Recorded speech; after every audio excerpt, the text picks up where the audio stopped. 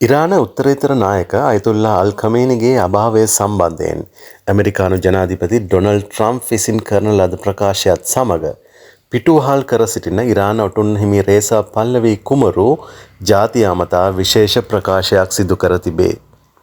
ඛමේනි යුගයේ අවසන් පවසන ඔහු දශක 4කට වැඩි කාලයක් පැවති ඉස්ලාමීය පාලන තන්ත්‍රය දැන් බිඳ වැටමින් පවතින බව අවධාරණය කළේය. ඉරාන හමුදාව නීතිය ක්‍රියාත්මක කරන ආයතන සහ ආරක්ෂක අංශ වෙත ඍජු ආයාචනයක් කරන පල්ලවී කුමරු බිඳ වැටෙන පාලන තන්ත්‍රයක් ආරක්ෂා කිරීමට දරන ඕනෑම උත්සාහයක් අසාර්ථක වනු ඇති බව පවසා ඇත. නිදහස් සහ සෞභාග්‍යමත් අනාගතයක් කරා ඉරානය ස්ථාවරව මෙහෙවීමට ජාතිය සමග එක්වන ලෙසත් එය ඔවුන්ට ලැබෙන අවසන් අවස්ථාව බවත් ඔහු වැඩිදුරටත් සඳහන් කළේය.